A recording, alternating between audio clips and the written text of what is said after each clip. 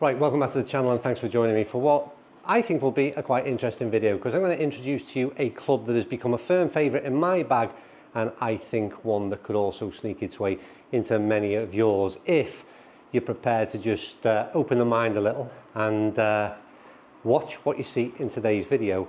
And I think you might be persuaded that it's about time you made a few changes. You see, the shot I've just hit on screen is the reason why this club is so interesting for me. And that is because it does things very easy at a part of the bag which are usually quite difficult. And that is that sort of 180 region for me in terms of that carry distance.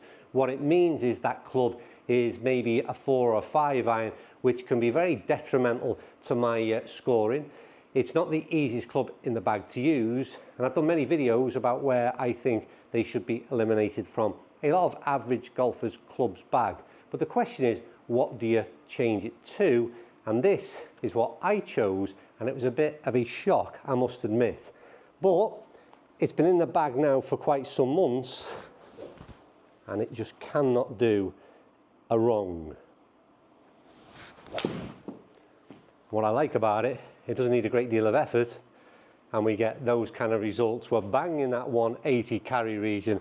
That is as straight as I can hit a golf ball, and with, like I said, a relatively low club head speed at a part of the bag, which is hugely difficult. So there's no guesses. This is obviously a hybrid, and something that I've suggested, like I said, a lot of average golfers should be considering putting in the bag. But it's the type of hybrid is the bit that surprised me, because for a number of years now we've all been looking at hybrids, and they're generally a 3 or a 4. I think most of us can agree that's the way we've been pushed towards as long iron alternatives, but I don't think they really are. I think we should be looking at something with a little bit more loft, and that in my case led to a 5 hybrid not so long ago entering my bag.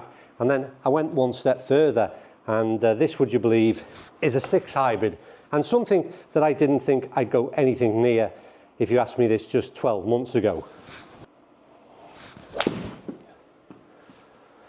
You see, the thing is with a hybrid is, again, it's this element of effort versus result, which is what I find so interesting. If I was to swing a 4 iron 85 mile an hour, the likelihood is I'd have 2 issues. One would be the launch angle, because it's more likely to be around 14 degrees, which is considerably lower. The second thing would be I'd have a detrimental effect on my overall carry distance, and also the spin number, you'll notice there, is also quite high. Well, why is that all important? Well, because the likelihood is you're going to be playing this into greens, either on the second shot on a par 4, perhaps a par 3 off the tee, and all those elements are really crucial. You need to get a ball that you can carry the distance, you need to be able to spin enough to hold the green and stop on it, and therefore things like launch angle and spin number are hugely important. But it's then that ball speed relative to club head speed, and that's the thing that's hugely different between a 4 or 5 iron compared to a hybrid equivalent. Now, like I said, the obvious thing to do would be go to a 4 hybrid because you've got a 4 iron, and trust me, that is not what I found. I needed to drop down at least 1, maybe 2 hybrids and put a lot more loft on to cover the same yardage that I had with an equivalent iron.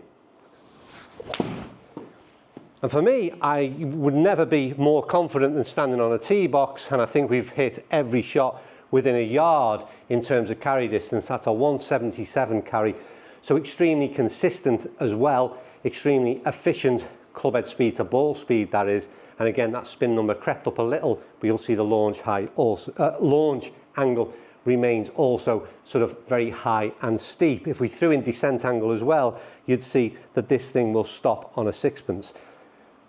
The biggest deal for me over the years has been to understand that when I've got a 4 or 5 iron in my hand, I've got a little bit of doubt because I'm looking down on something that is incredibly small in a lot of cases.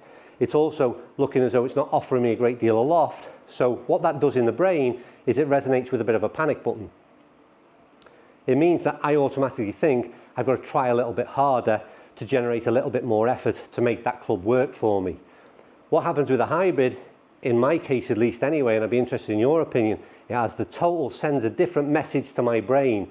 I'm looking down on something which has got a lot of bulk and mass, and I can see loft, and I know that if I sort of put a reasonable swing on it, then the club head will do all the work for me. And that's a hugely different mindset when you're looking over a shot. So all I'm concentrating on in these shots is keeping a nice smooth rhythm and tempo. That one come off the bottom a little bit. Let's see what that does. Came off the bottom a little bit, 176 carry, we lost a yard. Spun a little bit more, but interestingly enough, that kind of strike with an equivalent iron in hand would have got absolutely nowhere, to be quite honest with you. So the fact that these things can work so well, and then you've got to remember the versatility element, because moving into a hybrid from an iron will mean you've got options in terms of adjustability. So many hybrids that you can buy now will have adjustability in terms of the loft that you can put on, so it can fit nicely into your bag. And this PXG Black Ops number, which I'm using at the moment, has also got 3 weights that are around the heel toe and the back of the club, which also allow for a custom fit to get the club flighted the way you want it, to get it ultimately launching the way you want it, and to get it to suit your swing in terms of delivery. So far more options in terms of adjustability with a hybrid as well. And then there's the option rather, that you can sort of look to try and add a little bit of club head speed and get more distance out of this thing. A bit more effort in that. We've seen a jump up in ball speed, and we've seen a jump up in carry distance, another sort of 5 yards on that. So we put a little bit more effort into that. Wasn't a huge difference in club head speed, but then there's also the option to do the complete opposite of that and just take a little bit off and swing a little bit easier. And that's the versatility that, again, I like within a hybrid that I wouldn't necessarily have the confidence in doing with an iron. So what it should do is just a little bit of a cut, and then we're dropping down to a club that I can now play 150. And I did in a recent video where we sort of demonstrated the versatility of hybrids and suggested it was kind of anything from 150 up to 180 yards out on the golf course. And again, it's all about confidence in the club that you've got in hand. And for me, at least anyway, and I can only speak from my own personal experience, you can tell me otherwise, perhaps should point out that whenever we do a video and there's a suggestion in it, it's not a rule book, it's not anything you need to follow, it's just a little bit of giving you some options. So let's not forget that at all times. And it gives you those options, and it gives me those options, and it's just something that has been hugely successful in my bag. I don't play it on hugely windy days, I wouldn't play it on a links, and you select your clubs wisely and based on the conditions you're playing in. But for most, at least, that kind of club is an absolute no-brainer and something that we should no longer dismiss.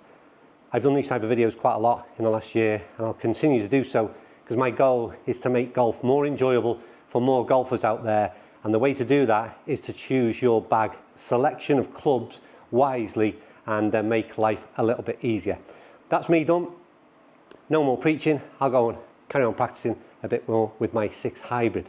I never thought I would say those words. Right, thanks for watching, and I'll see you all soon.